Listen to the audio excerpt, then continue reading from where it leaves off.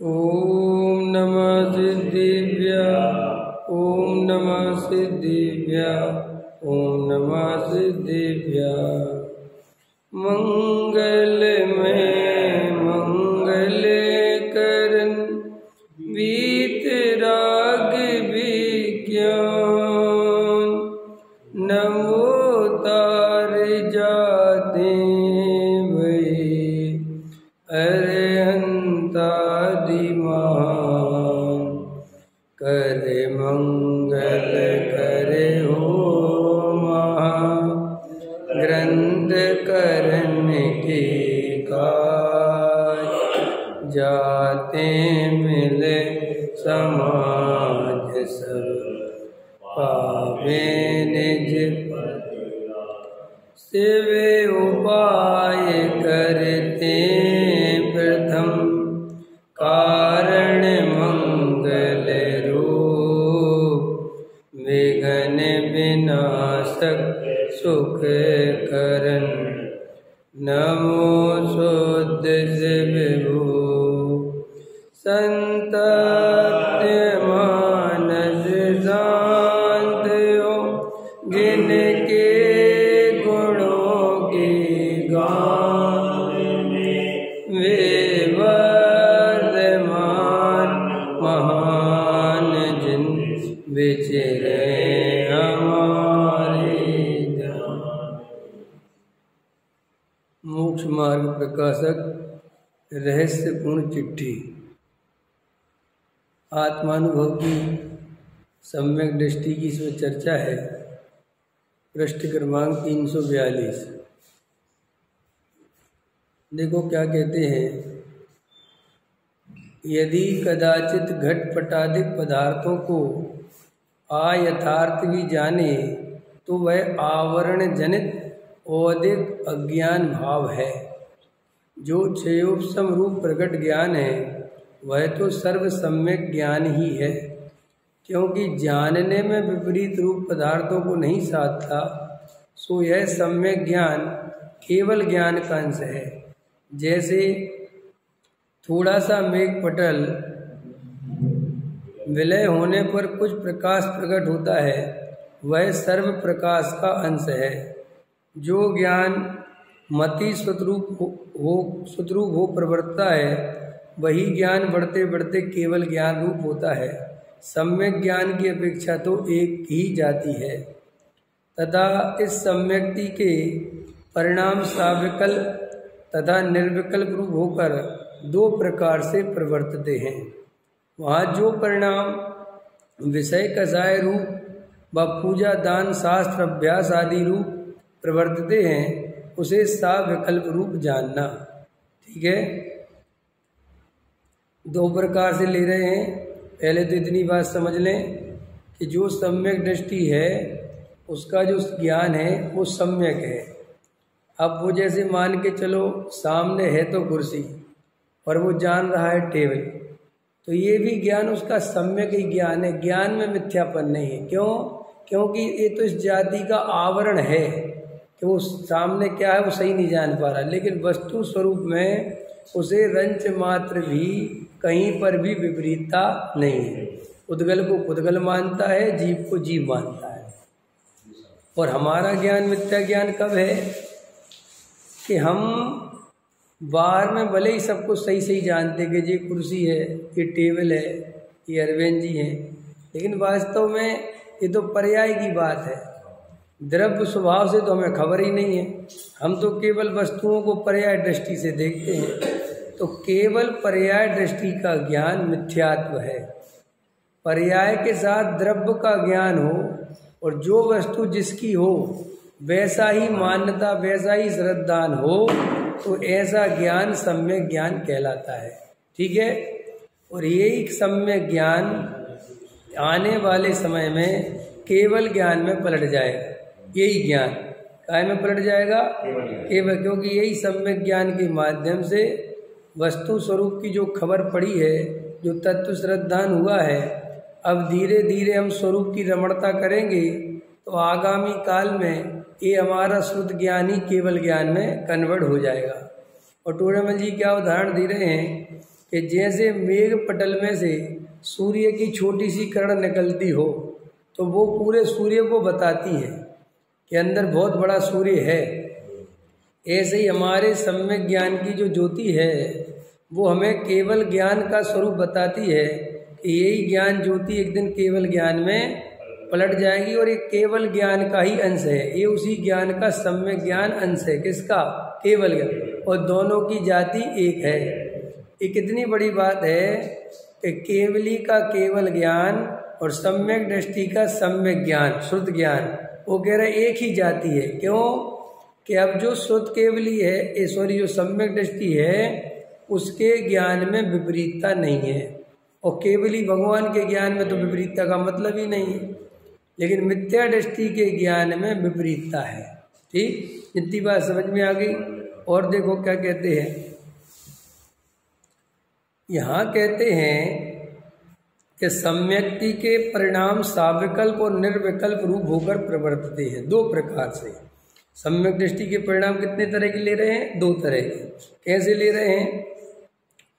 कि जब वो विषय कषाय आदि रूप व दयादान पूजा शास्त्र अभ्यास आदि रूप प्रवर्तता है उसे साविकल्प रूप जानना। ठीक, अब यहाँ प्रश्न है, शुभ अशुभ रूप परिणमित होते हुए सम्यक्त का अस्तित्व कैसे पाया जाता है? ये प्रश्न है। ठीक है, माने शुभ परिणाम, दयादान पूजा भक्ति के परिणाम और विषय कषाय के परिणाम, चक्रवर्ती पद पाने के परिणाम, युद्ध लड़ने के परिणाम, इन सब के बीच में सम्यक दर्शन सुरक्षित कैसे रहता होगा? ये प्रश्न है। ठीक है, प्रश्न सबके मन में रहता है। क्यों रहता है? नहीं, इसमें आएगा भी आएगा।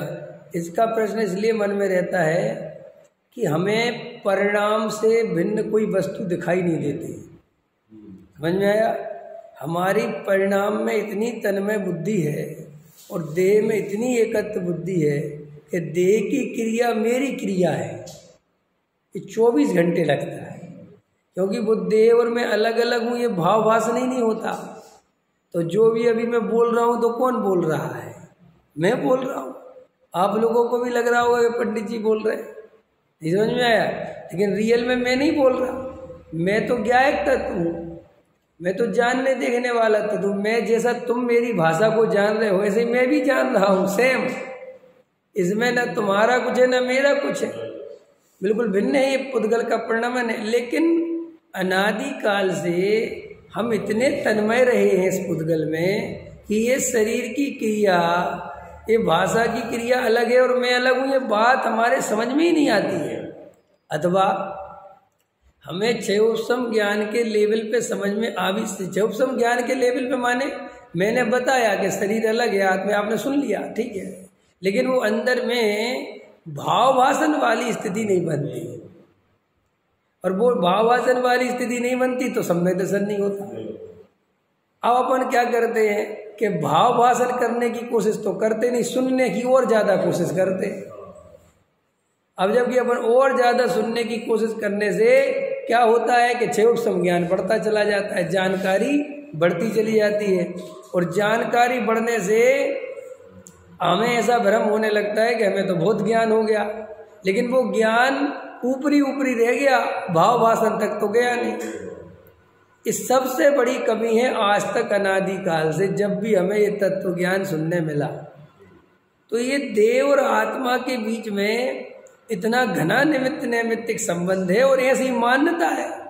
समझ में? एक तो करेला और नीम चढ़ा, एक तो दिखाई भी ऐसा देता है कि हाथ मैंने उठाया, अपने आप थोड़ी उठ गया, और फिर मैंने नीचे रख लिया।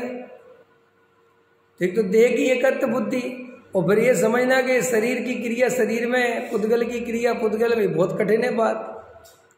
आया समझ में? जैसे हम और तुम तो क्या थोड़े श्रद्धानी हैं जैन धर्म के, तो अपन कहते हाँ जी आप सही कह रहे, ठीक कह रहे, दोनों अलग है। लेकिन अभी बाहर के किसी आदमी से कहो तो वो तुम्हें पागल समझेगा। वो अगर तुम बाहर किसी आदमी से बात कहो कि शरीर की क्रिया आत्मा नहीं करता, वो कहेगा इसको पागल खाने में लेके चले जाओ। बोलो, अगर मैं बाहर कहूँ कि मैं प्रवचन नहीं करता, वो तो अपने आप होता है, तो कहेगा भैया इनका दिमाग घूम गया, इनको लेके जाओ। क्योंकि वो निमित्त नैमित्तिक संबंध इतना घना है कि ये बात अगर सामान्य जीवों से कहो तो वे तो तुम्हें पागल समझेंगे। वो तो तुम लोगों को इसलिए मुझे पागल नहीं समझते हो कि वो शास्त्र में लिखा है और तुम जैन धर्म में जन्मे हो, तो तुम्हें इसका इतनी श्रद्धा है कि भैया अपने शास्त्र में जो लिखा है वो सही लिखा। वो इतनी बात है। जैसे एक मुसलमान है या एक हिंदू है या एक ईसाई है या कोई भी है, वो उतना ही जानता है जितना तुम और हम जानते, समझना। लेकिन वो शास्त्रों की अपनी श्रद्धा करता है, तुम अपनी श्रद्धा करते हो। अंदर तो सब एक से रहते हैं, ये तो ड्रेस का फर्क है। जैसे देखो, मैंने कुर्ता पजामा पहन लिया, इनने ही पैंट शर्ट पहन लिया, इसने हरी शर्ट पहन लिया, आपने वाइट पहन लिया, इनने ही पहन लिया, इनने ही पहन लिया, पहले समझा, इनने साड़ी पहन ली। तो हम सब के ये बाहर की ड्रेस अलग अलग दिख रही है, लेकिन अंदर तो बॉडी सबकी एक जैसी है। वे किडनी है, वे फीचर्स काम कर रहे हैं, है समझ में। लेकिन बाहर के भेष से हम अलग अलग माने तो अपन मूर्ख है। हम सब मनुष्य हैं, कपड़े भले ही अलग अलग। ऐसे ही क्या है, संसार में जो मिथ्या दृष्टि है वे सब एक जैसे हैं। क्या कहा मैंने? संसार में जितने भी मिथ्या दृष्टि हैं वे सब एक जैसे हैं, चाहे वो किसी भी जाति कुल परंपरा में जन्मे हो और वहाँ रहते हो, उससे कोई फर्क नहीं पड़ता। अंदर पैसे में सुख बुद्धि तुम्हारी भी है, पैसे में सुख बुद्धि उसकी भी है। शरीर को स्वस्थ वो भी रखना चाहता है, शरीर को स्वस्थ हम भी रखना चाहते हैं। हमारे बाल बच्चों से मोह हमें भी है और उसके बाल बच्चों से मोह उसे भी है, बराबर है। और यहाँ तक कि त्रयंच गति के जीवों से भी तुम अपना मिलान कर सकते हो। त्रयंच गति के जीव में और हम में क्या अंतर है? केवल शरीर का फर्क है। हम कम कुत्ते नहीं हैं, हम भी पूरे ही कुत्ते हैं। और वो कुत्ता भी अकेला कुत्ता नहीं है, वो भी मनुष्य है। कि कैसे? कि वो भी खाने के लिए मरा जाता है, वो भी सोचता है कोई खाने के लिए दे दे। उस पर कोई प्रेम से हाथ फेरता है तो उसे भी बड़ा अच्छा लगता है, उसे कोई मारता है तो वो भी भागता है। तो ऐसे ही तो हम भी हैं। तो इसका मतलब क्या हुआ कि सारे मिथ्या दृष्टि एक जैसे हैं। और ये पंथ संप्रदाय जातियाँ ये तो सब हमारी जन्म के हिसाब से कन्वर्ट हो गई। हम जैन ही हैं तो हमें जैन धर्म पे श्रद्धा है। अच्छा, आपको दिगंबर धर्म पे श्रद्धा है कि श्वेतांबर? क्यों?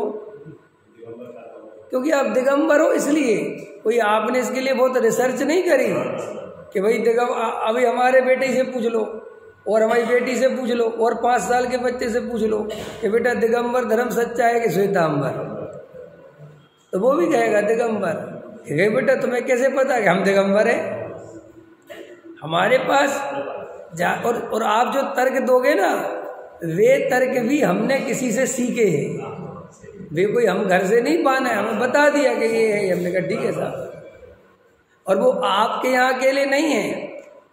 देखो, क्योंकि वो तर्क इसलिए रखने पड़ते हैं कि अगर हमें अपनी संख्या कायम रखनी है तो हमें अपने तर्क रखने पड़ेंगे ना। हमारे लोग तो चले जाएंगे उधर, तो वो अपने अपने तर्क रखते हैं।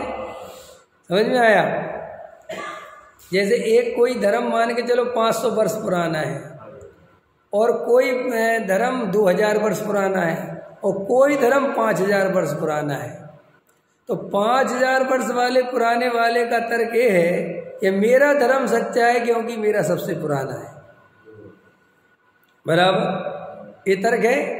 और हम भी कभी कभी करते ना, जैन धर्म सबसे ज्यादा पुराना महान है, ये है वो है, जो भी है। समझ में आया? अब एक जो 500 वर्ष वाला है, अब वो क्या कहे? उसका तो सब प्रत्यक्ष है कि 500 वर्ष पहले जन्म हुआ। जैसे गुरु नानक से कौन सा सिख धर्म चला? पैगंबर से ये चला, गौतम बुद्ध से बौद्ध धर्म चला। तो ये तो साफ दिख रहा है कि भाई अभी चले हैं। तो अब ये लोग अपने तर्क कैसे दे सकते हैं कि हमारा धर्म सच्चा है? तो उनने अपने क्या कहे कि भैया हमारा धर्म इसलिए सच्चा है कि हमारे गुरुजी ने सब धर्मों में से जो परम सत्य था वो निकाला और उसका आधुनिकीकरण किया। तो हमारा धर्म अपडेट है बिल्कुल। समझ में आया? हमारे में रूढ़िवादिता नहीं, ये नहीं है। उनके अपने तर्क हैं। तो हर आदमी अपने अपने तर्कों से अपनी जाति, अपने पंथ, अपने संप्रदाय को बड़ा बताता है, क्योंकि उसका अहंकार उससे जुड़ा हुआ है। आया समझ में? पकड़ में आई कि नहीं बात? देखो, हर आदमी को समझना चाहिए कि अहंकार क्या चीज़ होती है। देखो, जिनकी छोटी जाति होती हैं उनसे अगर तुम नाम पूछो तो वो केवल अपना नाम बताते हैं, आगे नहीं बताते। और अपन को पूछना ही पड़ता है कि भैया आगे क्या है, तो वो कहता आगे नहीं, में तो इतना ही नाम है, बात ही खत्म हो गई। तो अपन समझ जाते हैं। लेकिन अपने से कोई नॉर्मल भी पूछे कि नाम के, तो अपन अकेला नहीं बताते, विवेक जैन। तो इतने जोर से क्यों बताया? क्योंकि जैन जाति बड़ी है, हमें इसका गर्व है, हमें इसका अहंकार है, तो एकदम नाम बता। तो कहता हमने नाम, अपना बच्चे ही से पूछो ना कि तुम्हारा नाम क्या है, तो ये नहीं कहता मोक्ष जैन। अरे भाई, मोक्ष अकेला पूछो, जैन तो हमें पता ही है। जैसे मैं पाठशाला पढ़ाता था तो किसी बच्चे से पूछा तुम्हारा नाम क्या है, तो फलाना जैन। तो मैं कहता जैन तो हमें पता ही, भाई नाम अकेला बताओ। तो ऐसे अपन को एक गहराई में जाके विचार करना पड़ता है कि ये सब अपन बाहर से भले ही अलग अलग दिख रहे हैं, लेकिन अगर अपने अंदर मिथ्यात्व है तो हम अंदर से एक जैसे हैं। आया समझ में? चाहे फिर वो श्वेतांबर हो, चाहे दिगंबर हो, चाहे कोई हो, मिथ्या दृष्टि सब एक जैसी है। क्योंकि शास्त्रों के आधार से हम भले ही मानते हैं कि शरीर और आत्मा अलग अलग है, लेकिन अनुभव के आधार पर हमारे पास जीरो बैलेंस है, हमें यही लगता है। क्योंकि एकत्व बहुत है शरीर में, और वो अनादि काल का है और अभी तक चल रहा है, और वो एकत्व टूटा नहीं है।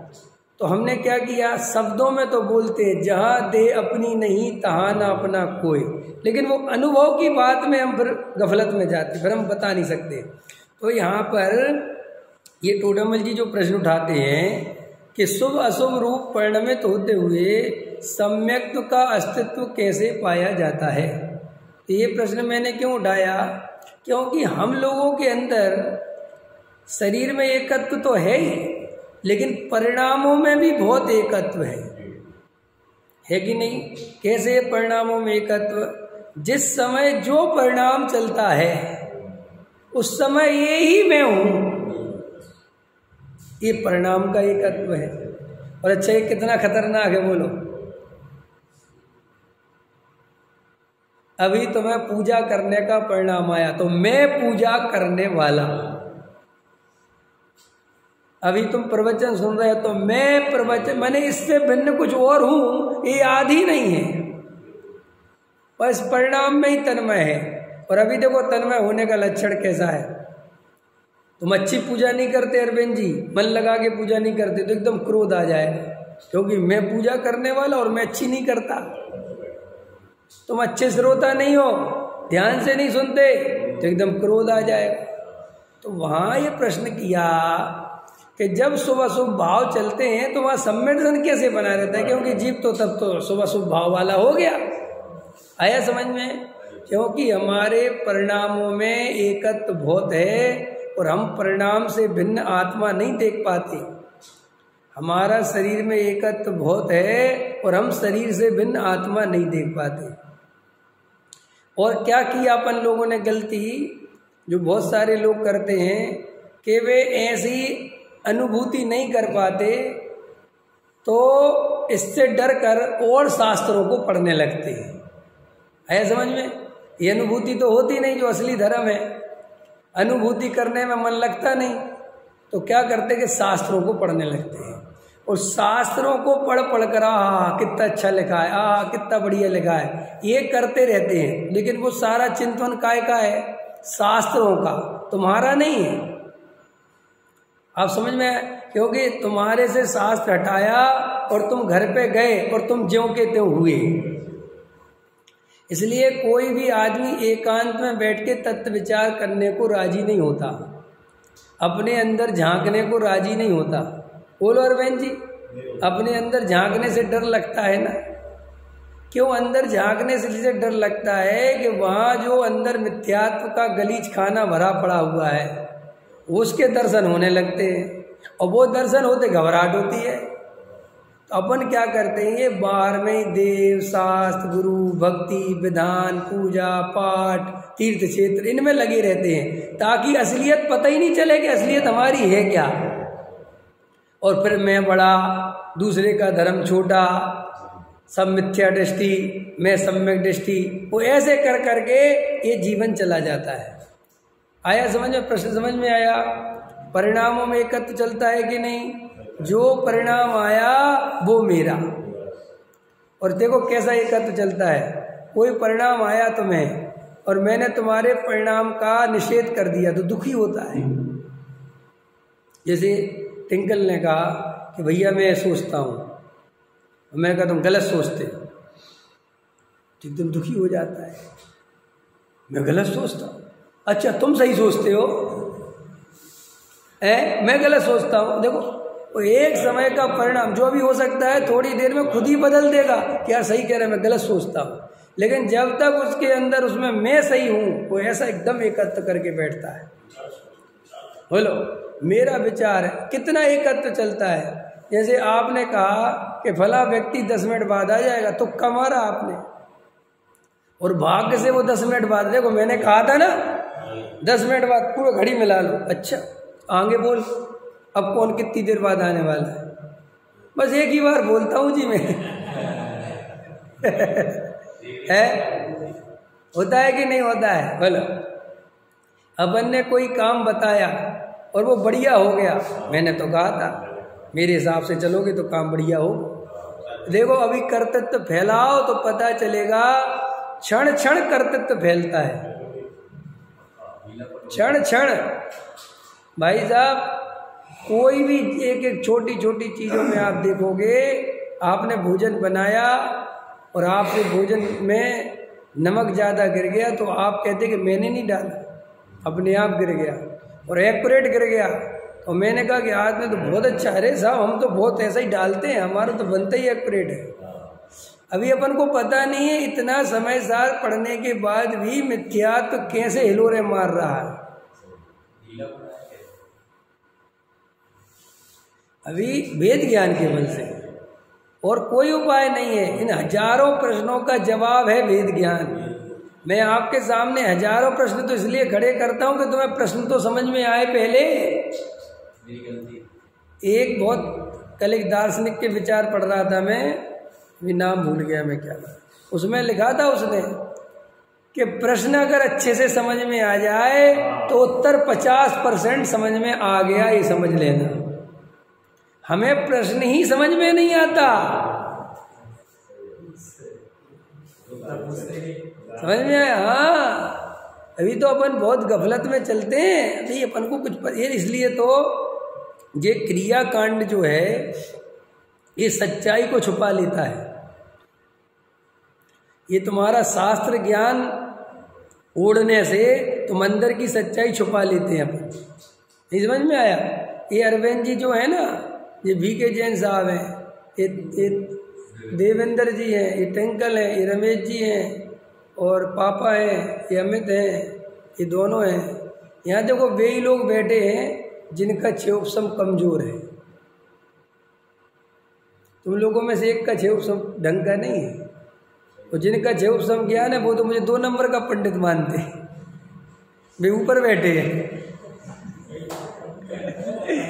आपको समझ में नहीं आ रही है बात। मैं किसी की निंदा के अर्थ में नहीं कह रहा हूँ, मैं उस अर्थ में कह रहा हूँ कि तो तुम्हारा समझ लो भाग्य कि तुम्हारा क्षयोपशम नहीं है। अभी जैसे अरविंद जी के मान के चलो क्षयोपशम होता और इनको थोड़ा वैसा ही ज्ञान हो जाता जैसा है लोगों को, तो जी अभी ऊपर बैठ के किसी को समझा रहे होते, कहते विवेक जी क्या समझाएंगे। समझ में आया कि नहीं? अभी रमेश जी समझ रहे थे कि नहीं? सब लगे एक दूसरे को समझाने। वो तो क्या है कि जिसको थोड़ा सा ज्ञान हुआ वो कहता है कि समझना बंद करो और समझाना चालू करो, क्योंकि समझाने में मजा बहुत आता है। आप समझ रहे ना मैं कह रहा हूँ? अभी देखो बहुत सारे अपने यहाँ पे कहाँ बैठते हैं प्रवचन में, और कोई बाहर से पंडित जी आ जाए तो बैठते हैं। तो अर्थ क्या हुआ कि वे उस क्षयोपशम ज्ञान से, उस क्रिया कांड से अपने को बड़ा मानते हैं। और विवेक जी क्या बताएंगे? हम तो विवेक जी से अच्छे हैं और विवेक जी से ज़्यादा जानते हैं, और बाहर का आ जाए तो उसके बारे में परिचय नहीं है और अपनी इज्जत दाव पे नहीं लगी, क्योंकि विवेक जी के में बैठ जाएंगे तो हम छोटे पंडित हो जाएंगे। समझ में आया कि नहीं आया? क्योंकि विवेक जी तो हमारे बराबर के हैं ना। और अगर विवेक जी के बैठ गए तो छोटे पंडित हो जाएंगे, कमजोर श्रोता हो जाएंगे। और बाहर से कोई आया उसके में बैठने में इज्जत दाव पे नहीं लगती, उसमें इज्जत बढ़ती है, क्योंकि वो बाहर खबर लेके जाएगा कि वहां पे गए थे विश्वास नगर तो वहां अरविंद जी तो सबसे आगे बैठते थे। तो ये चयोपसम ज्ञान, मैं किसी की बुराई के लिए नहीं समझा रहा हूं, मैं आपको ये समझा रहा हूं कि चयोपसम ज्ञान ऐसे लूटता है अपने को। इस शास्त्रों का ज्ञान अपने को लूटता है। क्या होता है, ज्यादा ज्ञान होते ही दिमाग में ये आ जाता है कि मैं तो बहुत कुछ जानता हूं, और वो जानकारी बढ़ती चली जाती है। फिर दूसरी बात, क्रियाकांड एक बहुत खतरनाक चीज है। क्रियाकांड भी कोई आदमी करने लगे, भले जैसे अभी अरविंद जी के भाग्य से क्रियाकांड भी नहीं है, तुम लोगों में से किसी के क्रियाकांड भी नहीं है, अगर तुम में से कोई क्रियाकांड करता तो भी यहाँ नहीं बैठते। एक तो चयोपसम ज्ञान बता दिया मैंने तुम्हें, और एक जो क्रियाकांड, जो व्यक्ति क्रियाकांड करेगा वो मेरे प्रवचन माने आम आदमी का वो नहीं सुनेगा, उसके लिए चाहिए त्यागी वृत्ति या कोई बाहर से आवे, क्योंकि वो क्रियाकांड उसके सिर पे चढ़ के बोलता है कि ये क्या सुनाएंगे, इनसे ज्यादा तो हमारा जीवन पवित्र है। तो देखो ऐसे अनंतवार एक क्रियाकांड और एक चयोपसम ज्ञान, इसने हमेशा अपने को सत्य से वंचित रखा। मैं क्रियाकांड के निषेध में नहीं हूं, मैं चयोपसम ज्ञान, लेकिन इसी को धर्म मान लेते हैं, इसी से संतुष्ट हो जाते हैं। भाई ये हमारी सबसे बड़ी खतरनाक स्थिति है, और ये हमें लूट लेती है हर बार। भाई मुनिव्रत धार अनंत वार क्रियाकांड, 11 अंग 9 पूर्व चयोपसम ज्ञान, इन दोनों ही का तो शास्त्रों में वर्णन है कि जीव अनंत वार लुट गया। आया रमेश जी समझ में? तो अपने को यहाँ एक प्रश्न चल रहा है कि शुभ अशुभ परिणाम करते समय जीव सम्यक दृष्टि कैसे रहता है, ये प्रश्न है मुद्दे का। और अपन परिणामों में कहाँ कहाँ तन्मय है इसकी व्याख्या करनी पड़ती है। देखो, आत्मा की व्याख्या करने से ज्यादा ये ज्यादा इम्पोर्टेंट है कि तुम्हारी गलतियां कहाँ कहाँ चल रही हैं, क्योंकि मैं ऐसे जीवों को भी जानता हूँ जो समय सार पढ़ते हैं, सुनते हैं, गहरी बात करते हैं, और कर्तृत्व नहीं छूटा 1 रुपए का, प्रशंसा की लालच नहीं छूटा 1 रुपए का, मान नहीं छूटा। मैं कितने ऐसे ऐसे जानता हूँ अरविंद जी श्रोताओं को जो 20-20 साल से गुरुदेव को सुन रहे हैं। कितने साल से? 20 साल से गुरुदेव को, और किसी को नहीं कह रहा हूँ, सीधा गुरुदेव को सुन रहे हैं। लेकिन उनके जीवन में न राजनीति बदली, न कसाएं बदली, न कोई जीवन बदला, न अभिप्राय पलटा, बिल्कुल ज्यों के त्यों हैं। और अपन सोचते हैं अरे 20 साल से गुरुदेव को सुन कैसे रहे, तो वो ऐसे ही सुन रहा कि वो अपनी गलतियां नहीं खोज रहा। अपनी गलतियां खोजो, तत्व विचार माने अपनी गलतियां खोजो कि मेरे अंदर कहाँ कहाँ वो तो आत्मा चाहे वो तो वही है। बस तुम तो भाई एक बात बताओ, कपड़े में मैल लग गया तो मैल हटाना कि कपड़ा हटाना? तो मैल हटेगा तो कपड़ा तो अपने आप दिखेगा, वो तो है ही ना वहां। ऐसे ही कई लोग क्या करते हैं, एक थोड़ा खतरनाक प्रवचन है, थोड़ा सुन लेना। अब गुरुदेव को सुन रहे रोज, तो वे क्या करते, रट लेते।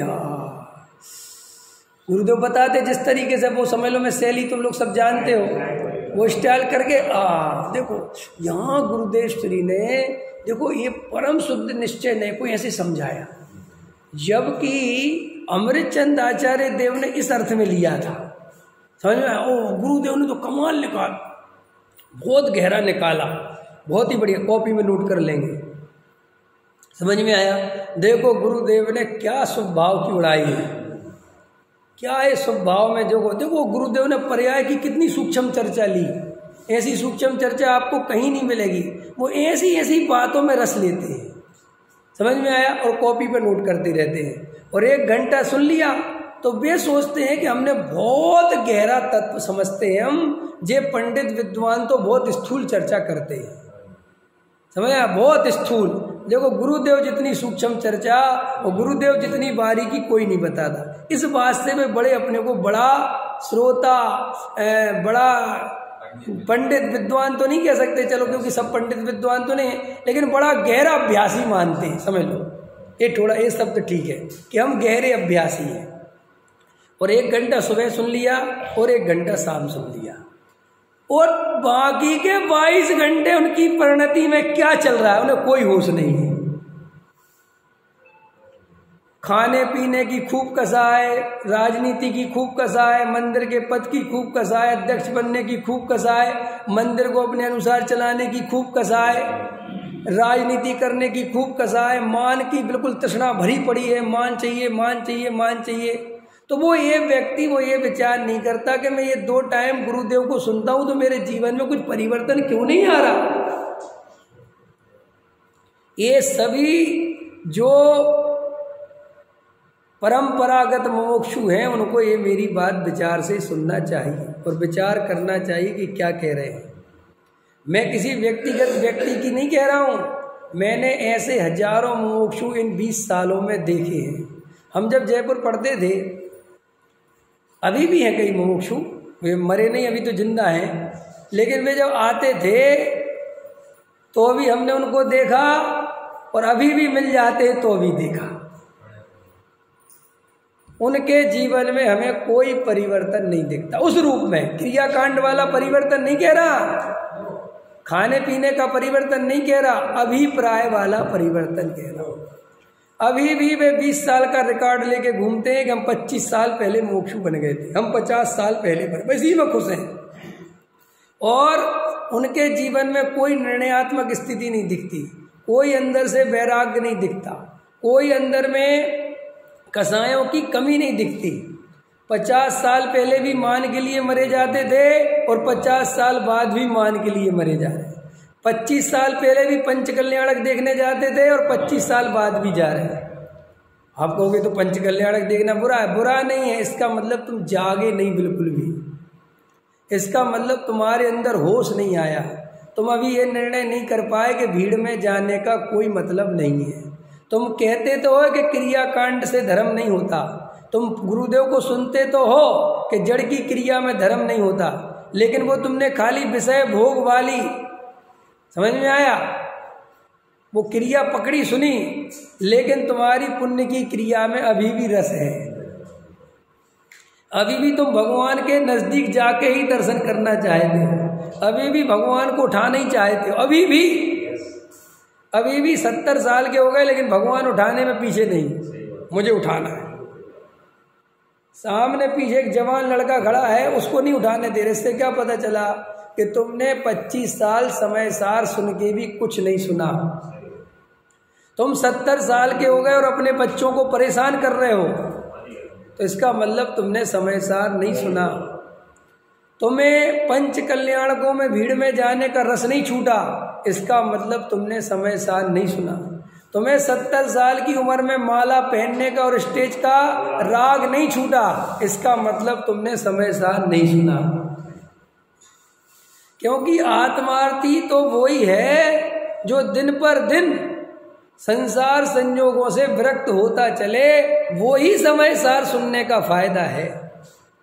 अगर हमारी विरक्ति बढ़ती नहीं, हमारी आसक्ति बढ़ती चली जाती है, अथवा हमारी आसक्ति जैसी है वैसी ही बनी रहती है, तो हमारा समय सार अंदर प्रवेश नहीं हो रहा है। ये सभी जो आत्मार्थी हैं उनको ये बात ध्यान से समझनी चाहिए, और वो सम्यक दर्शन इसलिए नहीं हो रहा है। मैं ये कल परसों बैठ के यही विचार कर रहा था कि मुमुक्षुओं में ये इतनी गहरी बातें हैं, इतना बढ़िया तत्व ज्ञान है, फिर भी ये सम्यक दर्शन कम जीवों को क्यों हो रहा है? व्यवहार ही नहीं बदल रहा है, सम्यक दृष्टि दिखाई नहीं दे रहे हैं। अगर बात क्या तो पता चला कि आत्मा की बात करना सीख गए, गलतियां करना नहीं छोड़ी। अपनी गलतियों पे ध्यान, देखो सुनो, सम्यक दर्शन गहरे स्वाध्याय सुनने से नहीं होता। सम्यक दर्शन जो स्वाध्याय सुना है उसका दिन भर चिंतन करने से होता है। सूक्ष्म चर्चा से सम्यक दर्शन का संबंध नहीं है। गहरे तत्व विचार करने पर, वो भी 24 घंटे, तो सम्यक दर्शन होता है। लेकिन सुबह आपने 1 घंटा गुरुदेव को सुन, और पता जो ये गुरुदेव श्री को सुनते हैं वे कई लोग अपने को इतना बड़ा धर्मात्मा समझते हैं, वे सोचते हैं कि वे सीधा केवली भगवान को सुनते हैं, बाकी ये जो सुनाते हैं तो सब ऐसे ही है। ठीक है, अच्छी बात है, तो तुम्हारा फिर जीवन भी तो वैसा दिखना चाहिए, फिर तुम्हारे जीवन में वैसा उस लेवल का परिवर्तन तो आना चाहिए। लेकिन हम देखते हैं मंचमाला माई के लिए तो तुम भी मरे जाते हो। देखो मैं तो खुल के कह रहा हूं, अगर मेरा कोई श्रोता मंचमाला माई के लिए मरा जा रहा है तो वो मेरा श्रोता ही नहीं है। भले ही मेरे प्रवचन सुनता हो, कहीं भी बैठा हो, लेकिन अगर वो मंचमाला माई का दीवाना है, भीड़ का दीवाना है, तो फिर वो मेरा दीवाना नहीं है। मेरा दीवाना तो वही है जो ये मंचमाला माई का दीवानापन छोड़ दे। अब हमें चाहिए, हमें एक आत्मा ही चाहिए, विवेक का दीवाना आत्मा का दीवाना होना चाहिए। संसार का दीवाना विवेक का दीवाना नहीं हो सकता। विवेक माने भेद ज्ञान।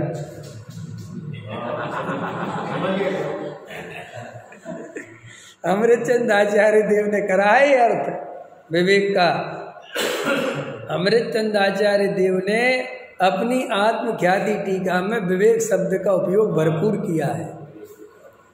समझ में आया? ये हम अगर इतना स्वाध्याय सुनने के बाद हमारी ये मंचमाला माइक में हम पागल भय जा रहे, तो हमारा क्या तत्व सुनने का फायदा है?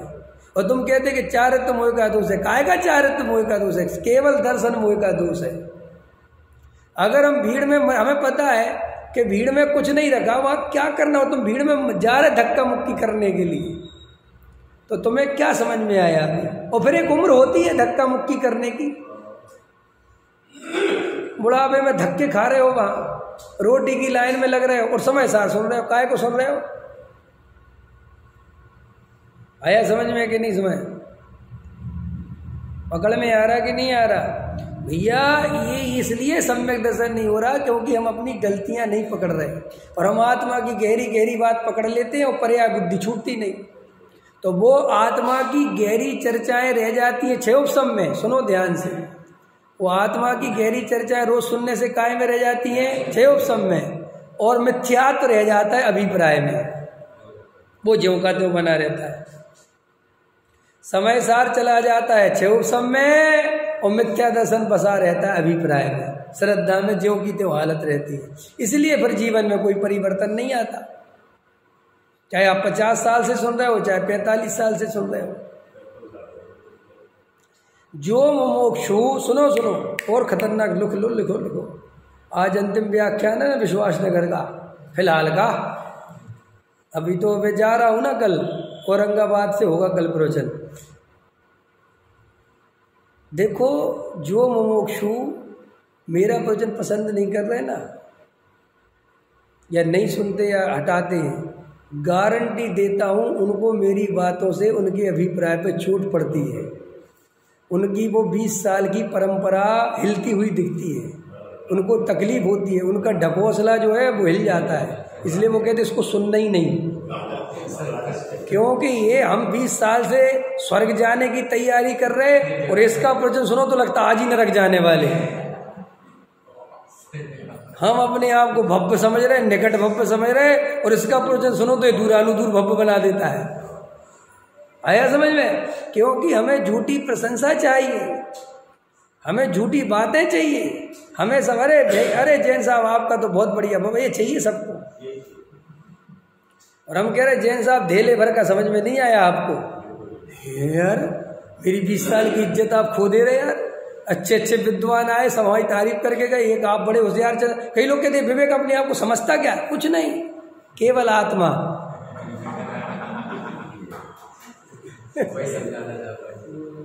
वही समझा रहा हूं, लेकिन जो आत्मा समझता है वो ऐसे ही हो जाता है। हम कुछ गलती नहीं हमारी, हम क्या समझेंगे? हमें क्या समझना है? और तुम्हारे सामने है, मुझे किसी से इसलिए भी डर नहीं लगता कि भाई साहब डरने की बात ही कहाँ है। परम सत्य ये है कि नहीं, हम तुम्हारे सीनियर है, तुम समझते क्या? हम तो भाई साहब सीनियर जूनियर कब का छोड़ चुके। हमने जिस दिन से आत्मा समझा, हमारे लिए सब आत्मा बराबर हो गई। काय का सीनियर, काय का जूनियर? बोलो कि नहीं तुम लोग व्यवहार नहीं जानते। अकेले में मिलो पैर छू लेंगे,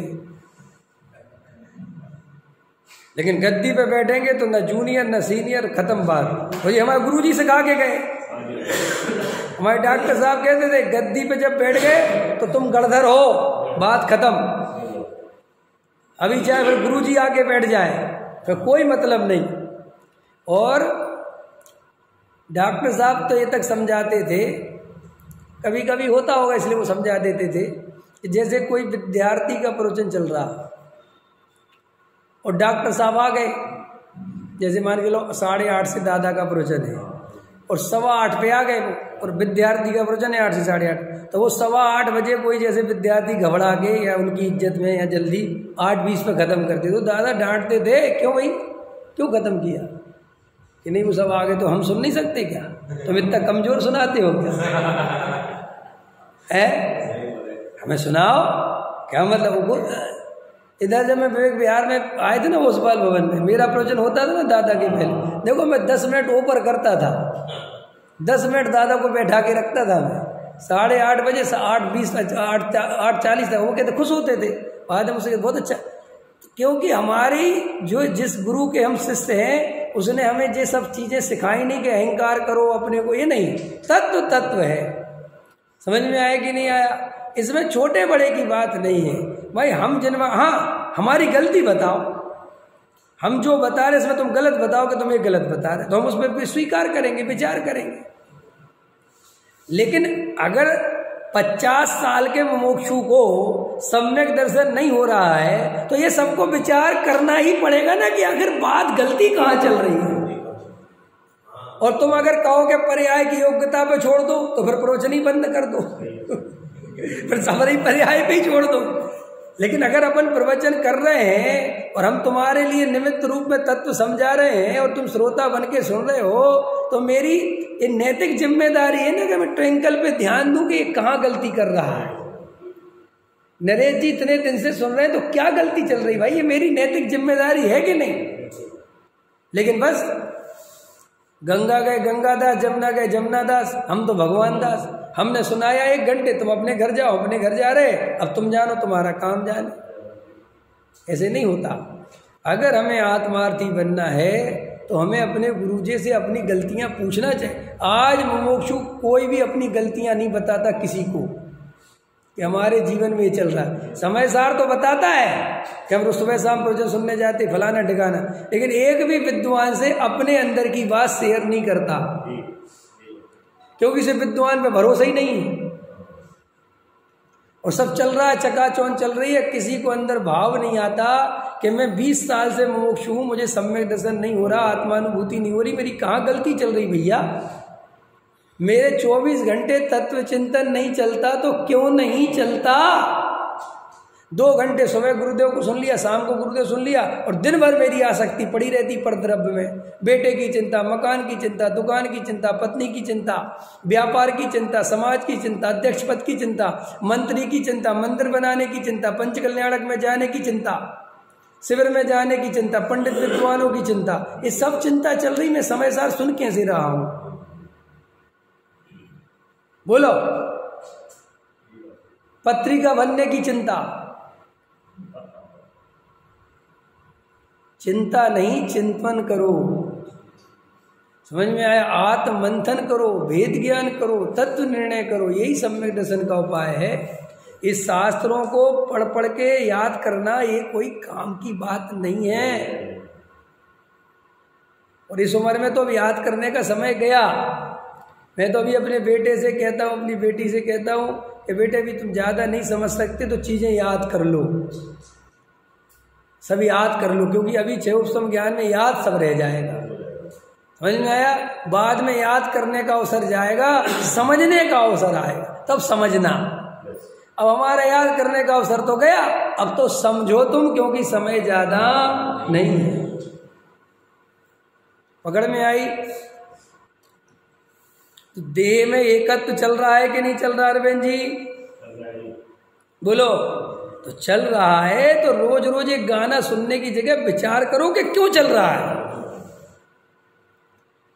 मकान दुकान में सुख बुद्धि है कि हाँ है, तो क्यों है? क्योंकि ऐसे तो हम रोज सुनाते रहेंगे कि तुम्हें सुबुद्धि, तुम कहोगे हाँ है, और अगले दिन आके कहेंगे है हाँ है, तो भैया क्या फायदा सुनाने है? और हम सुनाते रहेंगे, तुम सुनते रहोगे, परिवर्तन आएगा नहीं। और एक क्रियाकांड का परिवर्तन नहीं कह रहा हूं मैं कि तुमने रात का पानी छोड़ दिया वो छोड़ दिया, ये तो महामिथ्या दृष्टि भी एक नंबर पे कर लेता है।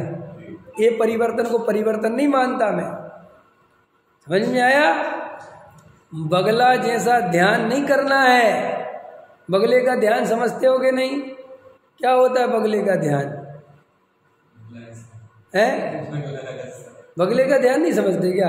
अरे एक बार रामचंद्र जी और एक बार लक्ष्मण जा रहे थे, तो बगला बैठा था तालाब में, एक पैर ऊपर उठा के। तो लक्ष्मण जी बोले रामचंद्र जी से कि देखो ध्यान सीखना हो तो बगले जैसा सीखो, क्या ध्यान करता है। तो राम ने कहा अरे भाई इसके जैसा ध्यान कभी नहीं सीखना, इसका अभिप्राय तो देख, ये मछली के लिए एक पैर पे खड़ा है, मछली पकड़ना है ना उसको, तो आवाज नहीं आवे। ऐसे ही हम खोटे अभिप्राय से कितनी क्रियाएं पालती रहे, उस क्रियाओं का कोई महत्व नहीं है। समझ में आया? देखो कभी कभी देखा करो, कभी मंदिर जाते ना अपन, शाम को जाता ना मैं कभी भोलानाथ नगर के मंदिर में, तो हम भक्ति कर रहे होते हैं और मैं ऐसे देखता हूँ तो कई लोग जाप दे रहे होते, बच्चे होते हैं 15 साल के, 16 साल के, 18 साल, तो वो ऐसे ध्यान ही लगते हैं कि देखो यार अपने को तो इतना आत्मज्ञान है और अपन तो ऐसी जाप दे नहीं रहे, और इसको आत्मज्ञान है नहीं, कैसी जाप दे रहा है ना, एकदम ऐसे कैसा लगता है? अगर उसकी फोटो लो तो तुम्हें ऐसा लगेगा कि सदुपयोग में जा रहा है, लेकिन उसके अभिप्राय में एक जाप देंगे तो महान पुण्य बनेगा और भगवान मेरे कष्ट हर लेंगे, ये अभिप्राय। अब बोलो, अब जाप का महत्व बताओ। अब इससे मिथ्यात्व का बंद हो रहा, गृहीत मिथ्यात्व का बंद हो रहा। अब ये खतरनाक कहानी, लेकिन वो क्रिया में ढक जाता है वो अभिप्राय। क्रिया एक इतनी खतरनाक चीज है कि वो आपके अभिप्राय को ढांक लेती है। जैसे एक साधु है और वो कपड़े उतार के नग्न दिगंबर साधु है मान के लो, वो महामिथ्या दृष्टि है, लेकिन वो जिस तरीके से आहार लेता है, चलता है, फिरता है, उठता है, बैठता है, पिछी रख के ऐसा, तो वो कितना धार्मिक लगता है कि नहीं लगता? बोलो देखो देखो जीवों की रक्षा का भाव कितना, जबकि अभिप्राय में महामिथ्यात्व विषय भोग वासनाओं का पुजारी है वो, लेकिन वो क्रिया के देख के क्यों कैसा लगता है? वो अभी कोई अपने सामने 10, 20, 50 गाथाएं सुना दे प्राकृत की, बोलो समय सार सुना दे, कैसा लगेगा वो आदमी? तो वाह भैया वाह, पूरा समय सार याद है, अरे गजब हो गया सब। और अंदर अभिप्राय में महामिथ्या दृष्टि है, क्योंकि ये सब क्रियाएं तो जड़ की हैं और वो क्षयोपम ज्ञान है, उसका आत्मज्ञान से कोई लेना देना। एक मुसलमान ने समय सार पे पीएचडी कर ली और वो इतना बढ़िया समय सार पढ़ाता था कि कोई उससे सुने तो कोई 3 काल में नहीं मान सकता था कि मुसलमान होगा, और सब समझ लो ज्ञानी माने उसे, आत्मार्थी माने जब वो पढ़ाता था समय सार। लेकिन जैसे ही एक बजता था नमाज पढ़ने चला जाता था। सच्ची बात बिल्कुल, कॉलेज में प्रोफेसर। तो बोले यार ये क्या चक्कर है? बोले आप समय सार पे पीएचडी करी, इतना बढ़िया पढ़ाते हो, समझाते हो, समझते हो, और आप ये क्या है? तो बोले सुनो, समय सार मेरा ज्ञान है और नमाज मेरा श्रद्धान है। समझ में आया कि नहीं आया? वो मेरा ज्ञान है, वो बता सकता हूं मैं कि कहाँ क्या लिखा है। एक डॉक्टर सिगरेट के सब बता सकता है, कहाँ घाटा कहाँ, लेकिन पी लेता है, खुद पीता है। उससे को तुम्हें तो सब पता है, कहता वो अलग बात है, लेकिन मजा पीने में बहुत आता है।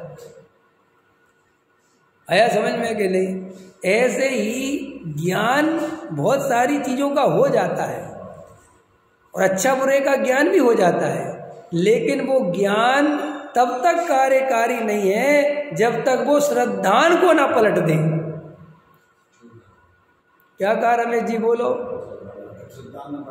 ज्ञान वही ज्ञान है जो श्रद्धान को पलट दे, वरना ऐसा तो हमें कितना ज्ञान है, काय काय का ज्ञान नहीं दुनिया का।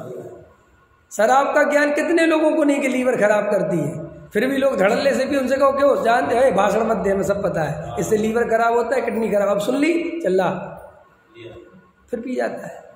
तो वो ज्ञान ज्ञान नहीं मानता जैन धर्म, वो कहता है 2 कौड़ी का ज्ञान है। ज्ञान तो वो ही है जो तुम्हारी श्रद्धा को और आचरण को पलट दे। आया समझ में? तो यहाँ पर ये प्रश्न है कि भाई शुभ अशुभ रूप परिणमित होते हुए सम्यक्त का अस्तित्व कैसे पाया जाता है। सबको लग रहा होगा प्रश्न का उत्तर तो दो जल्दी है, लेकिन क्या उत्तर दे ही रहा हूं मैं। ये सबको शास्त्रों से उत्तर बहुत चाहिए होते हैं, हजारों दफे दे चुके और अभी फिर देंगे, लेकिन अभी तो प्रश्न तो मन में बैठ जाए। आया समझ में कि परिणामों में एकत्व होने से ये बात समझ में नहीं आती जो ऊपर प्रश्न है, मैं तो जवाब दे ही रहा हूं। परिणामों में एकत्व होने से ये बात समझ में नहीं आती कि जब सम्यक दृष्टि जीव शुभ शुभ रूप में परिणमन करता है, विषय कसाय में जाता है, तब सम्यक धन कैसे कायम रहता है। और खतरनाक करूं थोड़ा सा, देखो जब भगवान की पूजा पाठ करता है ना, दया दान करता है ना, तब तो लगता भी है कि अभी तो सम्यक दर्शन होगा क्योंकि अभी स्वरूप परिणमित करता है ना, दया दान पूजा भक्ति रूप, लेकिन जब वो विषय कसाय रूप परिणमित करता है क्यों, तब तो एकदम घबराहट होती है कि अब काय का सम्यक दृष्टि भाई है। माने भरत जी जब सुबह आत्म ध्यान करते हैं तब तो समझ में आता है कि बिल्कुल सम्यक दृष्टि, कोई टेंशन की बात नहीं, अंगूठियां भी गिर जाती हैं। लेकिन जब वो रात को 96,000 रूप बनाते हैं और विषय भोगों में प्रवृत्ति करने जाते हैं, तब भी सम्यक दृष्टि है। जब भी युद्ध लड़ने जाते हैं और जब कहते निकल बाहर, मेरी अधीनता स्वीकार करो तुरंत, वरना 1 सेकंड नहीं लगेगा मुझे निपटाने में, जब वो ऐसा रूप रखते हैं तब वो सम्यक दृष्टि है। ये केंद्र आया समझ में? ये प्रश्न है। अब तुम्हारा ये प्रश्न को मैं प्रश्न तो मन में जगाऊंगे है क्या, ये क्या कह रहे हैं, क्योंकि इसका जवाब तो बहुत जल्दी दे दूंगा मैं। क्लिप बनी होगी ना, तो अपन को अशुभ में परिणमित करता हुआ जीव सम्यक दृष्टि ना तो अपन मान सकते हैं और ना खुद को मान सकते हैं। आप समझ गए? इसलिए तो मैं कहता हूं जो तुम दूसरे को मानते हो वही तुम खुद को भी मानते हो। इसलिए तो मैं कहता हूं अगर तुम ब्रह्मचारी कोई सम्यक दृष्टि मानोगे तो गारंटी से तुम जब तक ब्रह्मचारी नहीं बनोगे तुम सम्यक दर्शन का पुरुषार्थ ही नहीं करोगे। अगर तुम त्याग व्रत कोई धर्म मानते हो तो तुम त्याग व्रत के बिना 3 काल में अपने को धर्मात्मा अनुभव नहीं कर सकते। इतना फर्क पड़ता है। लोग कहते क्या फर्क पड़ता है? इतना फर्क पड़ता है। अगर तुम क्षयोपशम ज्ञान से धर्म मानोगे तो तुम क्षयोपशम ज्ञान बाड़े को ही धर्मात्मा मानोगे और उसी को बढ़ाने की सोचोगे, और तुम्हारा क्षयोपशम ज्ञान है नहीं तो तुम अपने को धर्मात्मा नहीं मानोगे। पीछे हमें तो इतना ज्ञान है ही नहीं, कई लोग हमें तो इतना ज्ञान है ही नहीं। वही अर्थ क्या है? मैंने वो ये मानता है कि ज्यादा ज्ञान हो तो धर्म हो सकता है। आई बात समझ में? इतनी क्लियरिटी हो गई? तो यहाँ यही है कि शुभ अशुभ रूप परिणमित होते हुए, तो मैंने एक चर्चा सुनानी थी कि 20 साल 25 साल 30 साल 40 साल गुरुदेव श्री को सुनने के बाद हमारे जीवन में जो परिवर्तन नहीं आ रहा है, तो वो इसलिए नहीं आ रहा है कि हम गुरुदेव की बात को क्षयोपशम ज्ञान में समझकर संतुष्ट हो गए हैं, पंथ संप्रदाय का बाड़ा बना के संतुष्ट हो गए हैं, अपने मंदिर बना के ट्रस्टी बन के कमेटियां बना के उसमें संतुष्ट हो गए हैं, और एक पंथ संप्रदाय का निर्माण हो गया और उसमें हम संतुष्ट हैं, और अपने आप को अहंकार से भर लिया है कि हमसे ज़्यादा अच्छा सच्चा तत्व किसी के पास नहीं है, और हम गिरीत मिथ्या दृष्टि नहीं है, हम शुद्ध खाते हैं, बाजार का नहीं खाते, ये नहीं, इतनी बातों से हो गया है बस। अब उसे आत्मानुभव की कोई चिंता नहीं है, उसे दिन भर तत्व विचार नहीं चलता, इस तरफ उसका ध्यान नहीं है, इसलिए सम्यक दर्शन नहीं होता। ये सारे के सारे अधिकतर पुराने मोक्षु संस्था संभालने में लग गए, सारे आत्मार्थी शिविरों में आए गए में लग गए। आत्मा की या स्वाध्याय 3-3 4-4 टाइम स्वाध्याय करने लगे, लेकिन एकांत में बैठ के तत्व विचार करते ही नहीं। स्वाध्याय इतना बड़ा क्रियाकांड बन गया कि स्वाध्याय स्वाध्याय स्वाध्याय स्वाध्याय स्वाध्याय। कई लोग तो वो भी नहीं करते। पुराने मोक्षु तो कम से कम स्वाध्याय करते थे, अब जो नए मोक्षु बन रहे हैं ये तो स्वाध्याय भी नहीं करते। ये तो क्या कर लिया कि बस 2-4-10 बातें सीख ली, गुरुदेव श्री की फोटो लगा ली, महाराज के पास जाना छोड़ दिया, हो गए मोक्षु। और कई तो अब चले भी जाते हैं कि चलो कोई बात नहीं, सब बराबर ही है। हम ये नहीं कह रहे जाओ नहीं जाओ, लेकिन तुम्हारा खुद का निर्णय कुछ भी नहीं है, ये बात पता चल रही है। आया समझ में कि नहीं? खुद का तो कोई निर्णय होना चाहिए। 24 घंटे जागृति तो होनी चाहिए हमारे अंदर। आया समझ में? तो 1 घंटे सुबह स्वाध्याय, शाम को स्वाध्याय अकेले से सम्यक दर्शन नहीं होगा। सम्यक दर्शन तो जो जीव वास्तव में संसार के दुखों को पहचान गया, संसार में से सुख बुद्धि टूट गई, जिसकी पर्याय दृष्टि छूट गई, जिसे समझ में आ गया कि अरे ये सदा काल ये पर्याय रहेंगी नहीं, ये संयोग रहेंगे नहीं, समझ में आया ये सब मेरे से अलग होने वाला और अलग ही है, और संसार में कहीं पर भी सुख नहीं मिलने वाला, ये निर्णय जो जीव करता है वो ही जीव आगे बढ़ता है। ये मंचमाला माइक, इस खोटा राग, सड़ा राग, अगर अपन का इतनी गहरी तत्व चर्चा सुनने के बाद भी नहीं छूटता तो फिर विचार करना चाहिए फिर कहाँ जाके छूटेगा। देखो, हम अहंकार के लिए खाना छोड़ सकते हैं। क्या कहा मैंने? हम अपने अहंकार के लिए खाना छोड़ सकते हैं, लेकिन अहंकार नहीं छोड़ सकते। बोलो, क्या कहा मैंने? बोलना थोड़ा। हम अहंकार के लिए वो चीज़ें छोड़ सकते हैं जो हमारी बेसिक आवश्यकताएं हमें चाहिए। हम पानी छोड़ सकते हैं चाहे मर जाएं, लेकिन पानी छोड़ सकते हैं, लेकिन हम अहंकार नहीं छोड़ सकते। मैंने कितने लोग देखे शुद्ध बाटल लेके चलते अपनी, है ना, बाटल लेके चलते ना कुछ, लेकिन मंचमाला माइक पे बैठा दो। देखिए नहीं, बाटल है उनके पास, ब्रह्मचारी हैं, लेकिन मंचमाला माइक का राग नहीं छूट रहा, हरि का राग छोड़ दिया। उबला हुआ भोजन लेने लगे, लेकिन सम्मान पूरा चाहिए, मंचमाला माइक पूरा चाहिए। बोलो, तो इसका मतलब क्या हुआ कि तूने अभी वस्तु का स्वरूप नहीं समझा। अरे पहले वो राग छोड़ना चाहिए जो राग बिल्कुल अनावश्यक है। ये मानादिक बिल्कुल अनावश्यक है, बिल्कुल जीव की कोई जरूरत नहीं है मान की। भाई पानी की तो जरूरत है, प्यास लगती, तकलीफ होती शरीर में, लेकिन मान में क्या लेना देना है। लेकिन अपन प्यासे रहने को तैयार हैं, लेकिन मान पूरा चाहिए। और कई लोग तो प्यासे इसलिए है कि मान मिले। आया समझ में? तो अपन को आत्मार्थी सच्चा बनना। अब ये जो चर्चा प्रारंभ होगी, मैं जानबूझ के नहीं करी, आके करूँगा, यहाँ यहीं छोड़ के जाऊँगा इस प्रश्न पे, ठीक है। शुभ अशुभ रूप परिणमित होते हुए, इसमें से शुभ तो हटा ही दो अभी तो, क्योंकि तुम्हें शुभ वाला तो सब में दृष्टि दिखता है। हाँ, मैं कह रहा हूँ अच्छा एक बात बताओ, विवेक मिथ्या दृष्टि क्यों देखते हैं आप? अरे आपको नहीं देखते। बोलो, अभी बंसन जी कह रहे थे ना, आज आए नहीं, कह रहे थे वो कि अब आप अपने को सम्यक दृष्टि मानते तो हम भी हैं। तो मैंने कहा हमारे सब श्रोता सम्यक दृष्टि है। समझ में? मेरा हर श्रोता सम्यक दृष्टि है, और सम्यक दृष्टि में थोड़ी बहुत कमी होगी तो सम्यक तो सन्मुख है, समझ में? लेकिन सम्यक के सन्मुख तो हो ही गया, और जो मुझे नहीं सुनते वो उनकी जाने। समझ में आया कि नहीं आया? पक्की बात, क्योंकि मेरे को जो सच्चा तत्व निर्णय वाला होगा उसे तो ये बातें सुन के बहुत आनंद आएगा, उसे तो कहेगा ये परम सत्य यही है। और जो मेरे लोग संपर्क में आए हैं, मैं देखता हूँ वे सत्य के प्यासे हैं।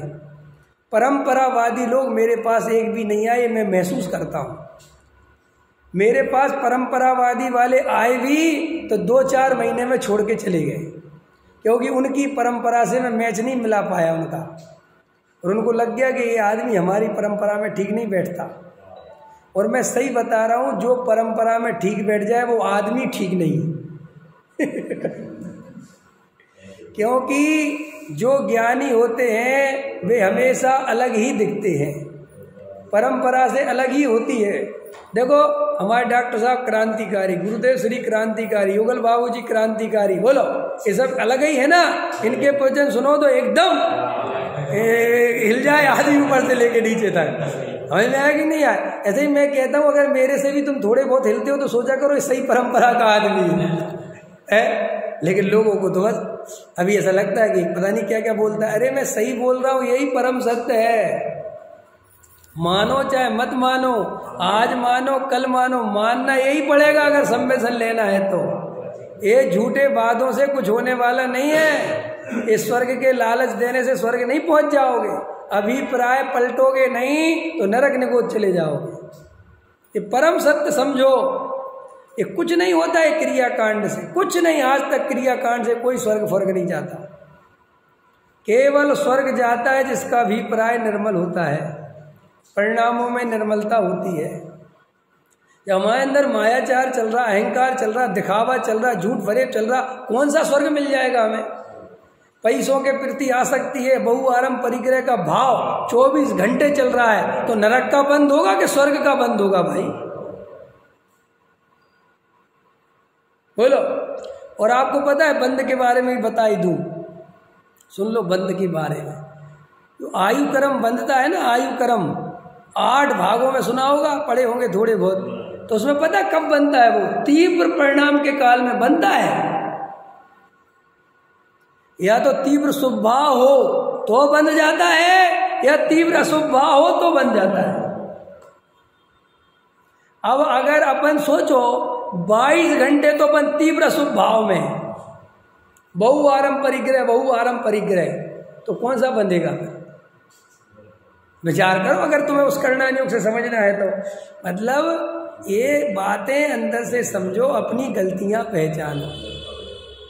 क्या कहा देवेंद्र जी? अपनी गलतियां पहचानो कि मेरे अंदर क्या गलती चल रही है। देखो सारा खेल गलतियों का तो है। मैंने आपको शुरू में उदाहरण दिए कि नहीं, हमसे दाल अच्छी बन जाए तो मैंने बनाई ये उपादेय बुद्धि तुरंत। बोलो, यहाँ भी मंदिर में जरा सी जनवाणी लगा दोगे ना रमेश जी, और मैं आऊँगा, देखो पंडित जी यहाँ शास्त्र अच्छे नहीं लगे थे, आप व्यवस्थित थे, तो मैं तुरंत समझ जाता हूँ इसी ने व्यवस्थित करे।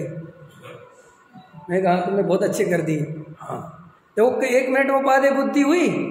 कौन सी क्रिया में अपनी उपादेय बुद्धि नहीं होती? क्षण क्षण देखो, अपना चेक करके देखो।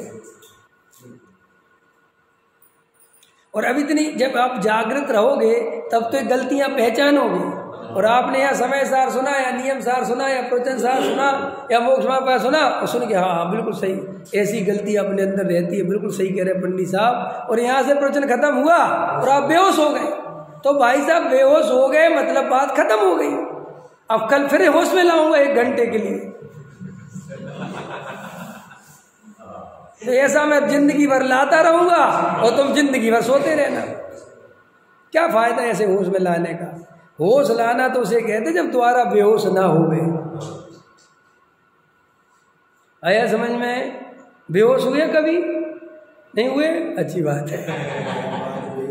अरे बेहोशी तो है। देखो कभी कभी कोई आदमी बेहोश रहता है ना, तो बेहोश में बड़बड़ाता है वो। देखा कभी कैसे? तो बेहोश में बड़बड़ाता सही है वो। हाँ, जो बोलता है मुझे ये मत करना, नहीं मैं नहीं आ पाऊंगा, तो वो जो उसकी पहले मेमोरी में फिटता ना वो बोलता है वो सही है, लेकिन अपन जानते कि बेहोश है, इसके बोलने की कोई कीमत नहीं। ऐसे ही तुम सही समय सार भी सुनाते हो तो मैं जानता हूँ कि बेहोश हो। जब ये कहते कि आत्मा और शरीर अलग अलग है तो पता है कि बेहोशी में बोल रहा है। सत्य बोलना इम्पोर्टेंट नहीं है, सत्य अनुभव करना इम्पोर्टेंट है। समझ में आया? आत्मा की जानकारी इम्पोर्टेंट नहीं है, आत्मानुभूति जरूरी है। और अपन क्या कर रहे हैं, जानकारी में ही लगे पड़े हैं और नई नई बातें, इससे काम नहीं चलेगा। तो एक तो बेहोशी तोड़ो और ऐसी तोड़ो के द्वारा होवे नहीं। 24 घंटे वेद ज्ञान की धारा चलनी चाहिए। कितने घंटे? अब कई अभी पर ऐसा बोलो ना 24 घंटे वेद ज्ञान की धारा चलना चाहिए, तो पता कई लोग क्या कहते हैं, जैसे कोई आज प्रवचन सुन रहा होगा तो कहेगा ये तो बोलते थे 24 घंटे वेद ज्ञान की धारा चलाए कैसे, ये तो बताते नहीं। अरे भैया हजारों प्रवचन में पहले बता चुके हैं, लेकिन तू आज ही सुन के आज ही सब कुछ चाहता है। पुराने प्रवचनों में 10 जगह 1000 जगह आई होगी बात के नहीं कि वेद ज्ञान कैसे किया जाता है। अब रोज रोज थोड़ी समझाने बैठूंगा। अब तो तुम वेद ज्ञान जानते हो, करते नहीं। अब तो प्रश्न ये है, अब क्या कैसे करना है ये तो जानते हो, लेकिन जानने के बाद नहीं करते, समस्या तो ये है। और क्यों नहीं करते? क्योंकि संसार में दुख भाषित नहीं होता, मुद्दे की बात। तो अब क्या करें? अच्छा अब क्या करें बताओ? मैंने जवाब दिया ना, संसार में दुख नहीं लगता इसलिए वेद ज्ञान नहीं होता, बराबर। तो अब क्या करें? क्या करें? अब जवाब दो है? हाँ बहुत अच्छा। और बताओ? अरे सीधा जवाब दिया ना भाई, संसार में दुख नहीं लगता इसलिए वेद नहीं है। तो क्या करें भाई? संसार में दुख देखो, अनुभव करो, बार बार विचार करो कि संसार में दुख है कि नहीं। अंदर समझ में आया? ये जो जीवन चल रहा है ये बार बार विचार करो, उसमें मुझे सुख मिल रहा है कि अनंत आकुलता चल रही है। लेकिन जब हमें आकुलता दुख रूप नहीं लगेगी तो हम उससे बचने का उपाय क्यों करेंगे बताओ? अच्छा बताओ, अपन को दिन भर जो निकलता है आकुलता रूप लगता है, दुख रूप आकुलता रूप माने दुख लगता है क्या? अभी आप जाओगे बढ़िया नाश्ता करोगे, अपने व्यापार में चले जाओगे, क्यों अरविंद जी? वहाँ आपके सलाम ठोकने वाले 4-6 खड़े होंगे, सेठ जी आ गए, बढ़िया A1 क्वालिटी का A1 बना है, K1 बोलते उसे हैं, ऑफिस बढ़िया AC चल रहे हैं, बैठे हैं। एक बाबूजी तुरंत पानी लेके आ रहे हैं, एक बाबूजी चाय लेके आ रहे हैं, बढ़िया बैठे हैं। पार्टियों के फ़ोन आ रहे हैं, पेमेंट आ रही, कॉपर आ रहा, केबल बन रही, माल जा रहा, समझ में आया? यहाँ अपना लड़का जो है बढ़िया यमुना स्पोर्ट में खेल रहा है, वहाँ नाती पोते हो रहे, इतना बढ़िया सब तो चल रहा है। क्या दुख है भाई? अब मैं समझा रहा हूँ संसार में दुख है, वो कह रहे अच्छा दुख है क्या? दुख तो बहुत है भाई साहब, अपनी ऐसी एक्चुअल स्थिति है, रियल बता, यही स्थिति है अपनी। हम इतने मस्त हैं, जैसे देखो कोई आदमी ऐसा होता ना अरविंद जी, अपन दूसरे मूड में थे, माने मस्ती के मूड में थे, उसने कहा और सेठ जी अरे भैया बहुत अच्छा, अरे और अरे सब बहुत बढ़िया बहुत अच्छा, अपन तो ऐसे ही बोल रहे थे और एकदम उसने गियर बदल दिया। उसने कहा अरे भाई साहब क्या अच्छा, हमारा तो काम ही नहीं चल रहा। अरे भैया मेरा भी नहीं चल रहा, मैं भी बहुत दुखी हूँ। ये क्या हुआ? आया समझ में आया क्या कहा मैंने? ऐसा हम बेहोश है, हम दूसरों की हाँ मिलाने में लगे हैं, हम हैं तो अपनी मस्ती में मस्त। मैं तो कई व्यापारियों को जानता हूँ, खूब व्यापार चल रहा, लेकिन उनके सामने रोने लगो तो वे साथ में रोने लगते हैं। और अगर उनके सामने को हमारा तो बहुत बढ़िया चल रहा तो उसे लगता अच्छा तो मेरी अकेला खराब चल, नहीं मेरा भी ऐसा नहीं है, बहुत अच्छा चल रहा है। ये हमारी स्थिति है। ऐसे अपन एक प्रवचनों में सुनते हैं संसार में दुख है, संसार में दुख है, तो अपन भी कहते हैं दुख है, ये सब गाना बजता है, दुख बुख का कुछ अता पता ही नहीं। हम तो सीधा दुख जानते हैं, समय पर रोटी नहीं मिले तो दुख है,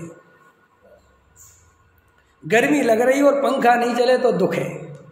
आया समझ में? पत्नी अपनी नहीं सुन रही हो तो दुख है, बेटा अपनी नहीं सुन रहा तो दुख है, पैसा नहीं आ रहा हो, पेमेंट नहीं आ रही हो तो दुख है, शरीर में कोई रोग हो तो दुख है, बाकी सब सुख ही सुख है।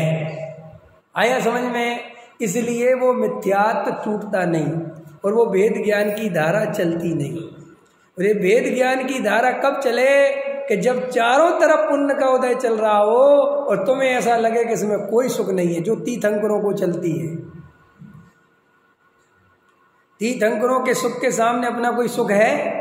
अरे अपना को तो दिन में 10 दफे दुख मिल जाता है, तो भी अपन चेतते नहीं। 10 दफे तो मिल जाता कि नहीं? तीर्थंकरों को एक दफे नहीं मिलता। सोचो क्या कहा अरविंद जी, एक दफे दुख नहीं मिलता, एक दफे। उनके पूरे जीवन काल में एक भी द्रव्य का परिणाम उनके विपरीत नहीं होता। सोचो बात, इतना खतरनाक सुख, फिर भी उनको वैराग्य आ गया, फिर भी उनको वेद ज्ञान की धारा चलती रही, उनने संसार में सुख नहीं माना। और हम कैसे खतरनाक लोग हैं कि निरंतर दुख को भोगते हैं, निरंतर कसाय की आग में जलते हैं, निरंतर मायाचारी करनी पड़ती है, तब जाके 2 पैसे कमा पाते हैं, और कितना झूठ भरे पता नहीं क्या का, तो भी हमें संसार में दुख नहीं लगता, सुख लगता है। इससे ज्यादा मिथ्यात्व क्या होगा? सहजानंदी शोध स्वरूप